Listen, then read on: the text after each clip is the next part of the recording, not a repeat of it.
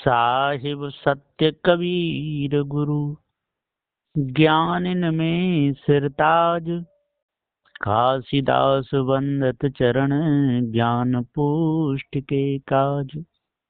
विश्व वंदनीय संत सम्राट बंदी छोर सदगुरु श्री कबीर साहब जी, मेरे हृदय मंदिर के आराध्य परम पूज्य सदगुरु श्री महान साहब जी, पूजा के योग सभी संत समाज में चरण कमलों में सिर झुका के त्रिवार बंदी करता हूँ। बोलिए श्री सदगुरुदेव की जय। बंदी छोर गुरुदेव की दया से सदग्रंथ महान प्रश्नोत्तरी में प्रश्न नंबर 187 तक टीका पूर्ण हुआ। अब गुरु की दया से आगे चलता है। शिष्य गुरु जी से कहता है कि गुरुदेव जी, जो साधु होकर अपनी स्त्री को साथ में लेकर घूमता हो तो क्या वह साधु है? इसका भेद अच्छी प्रकार से बता दीजिए। उत्तर, साधु कभी स्त्री को साथ लेकर नहीं घूमेगा और स्त्री को साथ में लेकर घूमने वाला साधु है ही नहीं। ऐसे साधुओं से दूर रहना चाहिए। जो ऐसे साधुओं से प्रेम बढ़ाते हैं तो उनकी तो बदनामी है ही, साथ में रहने वाले भी बदनाम हो जाते हैं। इसलिए साधु का त्याग भेष होता है, साधु बंदी छोर होता है, भवबंधनों से छूटा हुआ होता है। इसलिए साधु को स्त्री को साथ में लेकर के नहीं घूमना चाहिए। प्रश्न, गुरुदेव जी, तीर तलवार भाला बंदूक को लेकर साधु को चलना चाहिए कि नहीं? इस पर भी प्रकाश डालिए। उत्तर, तीर तलवार भाले बंदूक साधु को नहीं रखने चाहिए और साथ में लेकर चलना भी नहीं चाहिए, क्योंकि साधु तीर तलवार भाले रखेगा, है ना, तो समझ लो कि वो उसकी हिंसा प्रवृत्ति है। और यदि कोई खतरा है, विशेष है, निकल के जाना है, कोई बात है, यदि उसके ऊपर ज्यादा विशेष प्रकोप है, ऐसे में अपनी रक्षा के लिए, दिखाने के लिए यदि कोई रख ले, वो बात अलग रही। लेकिन निर्णय से साधु को तीर तलवार बंदूक भाले नहीं रखने चाहिए और साधु को पवित्र शुद्ध साफ मन रखना चाहिए। कभी भी किसी से लड़ना झगड़ना या उल्टी बातें करना नहीं चाहिए। और इस ब्रह्म परमात्मा कोई है ही नहीं, ये मिथ्या झूठी कल्पना है। प्रश्न, गुरुदेव जी, कोई पारकी संत हो और उससे किसी ने भेष ले लिया हो और भेष लेने के बाद पता चले कि यह गुरु ठीक नहीं है, उस गुरु के अंदर अवगुण हो और अपने घर परिवार से संबंध रखता हो, तो उस समय शिष्य को क्या करना चाहिए? क्या उसका भेष उतार देना ठीक है? उत्तर, किसी न किसी युक्ति से अलग हो जाना चाहिए। ज्ञान तो सदगुरु कबीर साहब का है। त्याग वैराग से अपना कल्याण करो, इसी में भलाई है।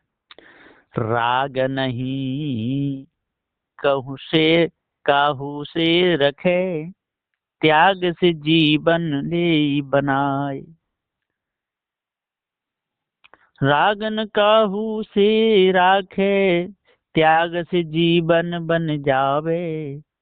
तज मिथ्या बकवाद संत संगत में चितलावे। राग नहीं कहू से रखे, बिल्कुल राग काहू से नहीं रखना चाहिए। त्याग से जीवन बन जावे। तज मिथ्या बकवास संत संगत में चितलावे, बिल्कुल अलग हो जाए। और किसी से जाकर के वेश बदल भी ले तो उसमें दोष नहीं, और ना बदले तब भी कोई बात नहीं, क्योंकि ज्ञान तो पार की सदगुरु श्री कबीर साहब का है। उसके अनुसार अपना जीवन जिए। अरे अपनी करनी गुरु उतर गए, अपनी करनी चेला। प्रश्न, गुरुदेव जी, क्या मुक्ति में जीव नष्ट हो जाता है? उत्तर, मुक्त जीव नष्ट नहीं होता, सभी प्रकार के बंधनों से छूट जाता है। प्रश्न, गुरुदेव जी क्या मुक्त जीव संसार को देखता रहता है? उत्तर, संसार को देखने के लिए मुक्त जीव के पास कोई यंत्र ही नहीं है, देखेगा कहाँ से? संसार को देखने के लिए संसार का मटेरियल चाहिए, तब देख सकता है। और जब जीव मुक्त हो जाता है तो पृथ्वी जलवायु अग्नि का जो शरीर बना था वो छूट जाता है, जीव मात्र अकेला रह जाता है, इसलिए संसार को नहीं देख सकता। प्रश्न, गुरुदेव जी कोई कहीं जा रहा हो, उसको देखकर हमारे मन में विचार उठे कि हम भी इसके साथ चले जाएं, क्या ये विचार ठीक है? उत्तर, आपका कोई काम हो तो चले जाइए, कोई काम ना हो और हम जाने का विचार कर रहे हैं तो समझ लो कि हमारा मन चंचल है, चंचलता को खत्म करना चाहिए। है गुरु बिना मुक्त न होते, अरे मन चंचल भाई। जब तक चंचलता को खत्म ना करेंगे तब तक हमारा मन चंचल ही रहेगा, क्योंकि काम है, जरूरी काम है। यदि उसी अकेले से काम बन सकता है तो जाने की कोई जरूरत नहीं, और यदि आपके ही द्वारा काम बनेगा और उसका साथ हो जाए तो कोई बात नहीं। लेकिन मन में चंचलता रख करके उसके साथ में सफरी मारने के लिए जाना, घूमने के लिए जाना, अपना काम बिगड़ जाए उसके पीछे लग जाना, ऐसे साधु को कभी नहीं करना चाहिए, किसी को भी नहीं करना चाहिए। साधु तो बात अलग रही। प्रश्न, गुरुदेव जी चंचलता को खत्म करने के लिए क्या करना चाहिए? उत्तर, चंचलता को खत्म करने के लिए जबरदस्ती सेवा में लगना चाहिए, क्योंकि सेवा में मन लगता नहीं है, लगाना पड़ता है ना। कौन उठना चाहता है जल्दी, लेकिन उठना पड़ता है। जैसे विद्यार्थी विद्या जब पढ़ता है तो उसको जबरदस्ती पढ़ना पड़ता है और विद्या को याद भी करना पड़ता है, तभी तो विद्यामान बनेगा। और यदि आलस कर जाए, प्रमाद कर जाए, जड़ता तंद्रा मूर्ता मूर्छा छा जाए तो वो पीछे रह जाता है, और जो जबरदस्ती इनको त्याग करके ऊपर उठता है तो वो आगे बढ़ जाता है। होता चंचलता, गुरुदेव जी चंचलता को खत्म करने के लिए क्या करना चाहिए? चंचलता को खत्म करने के लिए जबरदस्ती सेवा में लगना चाहिए। चंचल मन बहु काम बिगाड़े, जीव को दगद दगद के मारे। भूपेंद्र दास कहे यह बानी, महान गुरु की महिमा जानी। जब तक हम संतों की महिमा नहीं जानेंगे, गुरु की महिमा नहीं जानेंगे और उनके उपकार को नहीं मानेंगे, उनके उपदेश को हृदय में नहीं बसाएंगे, तब तक मन चंचल ही रहेगा, मन में विकार ही रहेंगे। प्रश्न, गुरुदेव जी साधु को बिना आज्ञा के कहीं जाना चाहिए कि नहीं? उत्तर, स्वतंत्र घूमने वाला कहीं भी आ जा सकता है, परंतु नियम घेरा में रहने वाले को आज्ञा लेकर ही जाना चाहिए। नियम का पालन करे हमेशा, है ये जीव अमर नित शेषा। नियम का पालन करे, ये जीव अमर है, शेष रूप में सत्य है, अकेला है, एक घट में एक जीव का वास है।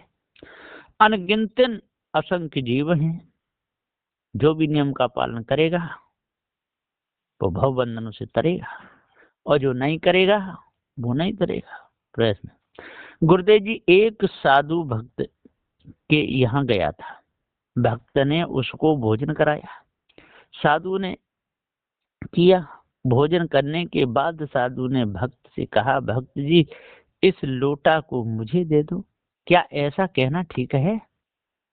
उत्तर, साधु यदि भक्त के यहाँ जाए तो उसका भोजन तक ही अधिकार है, थाली लोटा मांगने वाला साधु नहीं है, ढोंगी है।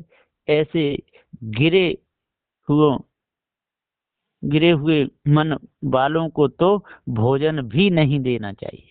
क्या देना भैया, जा जा, है ना, ये पता चले, ऐसी मांग करे कि तो भोजन तक तो तेरा अधिकार है। और यदि तू कुछ मांग जांच करेगा तो मनोवता जा, हमारे यहाँ तो भोजन भी नहीं है।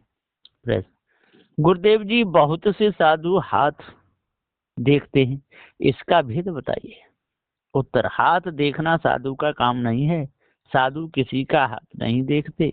हाथ देखने वाले साधु नहीं होते, ठगिया होते हैं। वो माँ बहनों को ठगते रहते हैं, इज्जत लूटते रहते हैं, उनको अपने काबू में कर लेते हैं दवाइयां सुगा सुगू के, और महाविचारी चोर लंपट भी होते हैं। प्रश्न, गुरुदेव जी साधु को बार बार भक्तों के घर बिना बुलाए जाना चाहिए कि नहीं।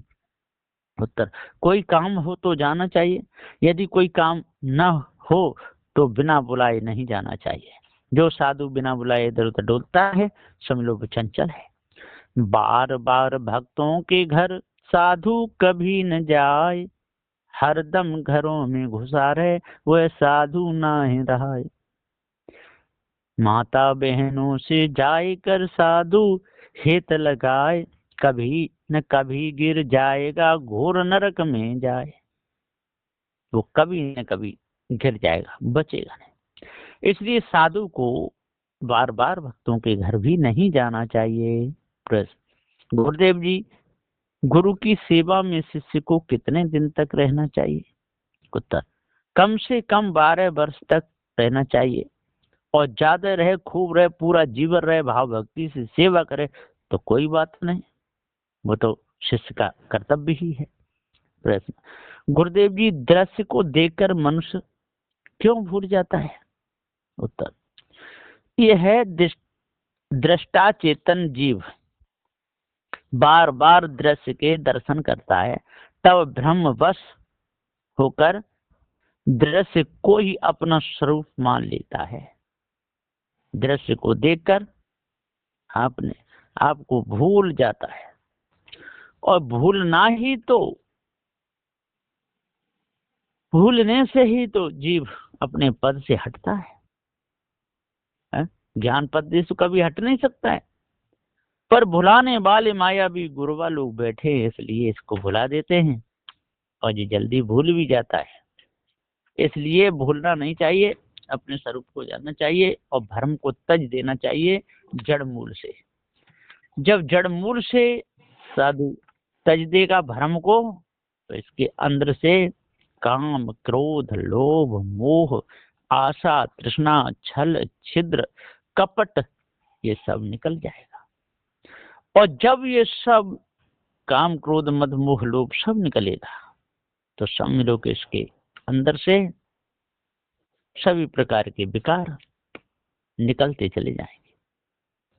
और यदि इसकी समझ में ही नहीं आए कि काम क्या है, क्रोध क्या है, लोभ क्या है, मोह क्या है, आशा क्या है, तृष्णा क्या है, छल क्या है, छिद्र क्या है, कपट क्या है, राग क्या है, दोष क्या है, ईश क्या है, ब्रह्म क्या है, परमात्मा क्या है, आत्मा क्या है, तो समझ लो कि उसके अंदर से पूरा जीवन ही भी राग द्वेष छल कपट निकल ही नहीं सकता। इसलिए संतों को चाहिए कि सभी प्रकार के भ्रम को अपने अंदर से निकालना चाहिए। ये दृष्टा चेतन जीव है, अजर अमर अखंड अविनाशी है, तो अपने आप को जानो और भ्रम को जड़ मूल से निकाल दो। बोलिए श्री सद्गुरुदेव की जय।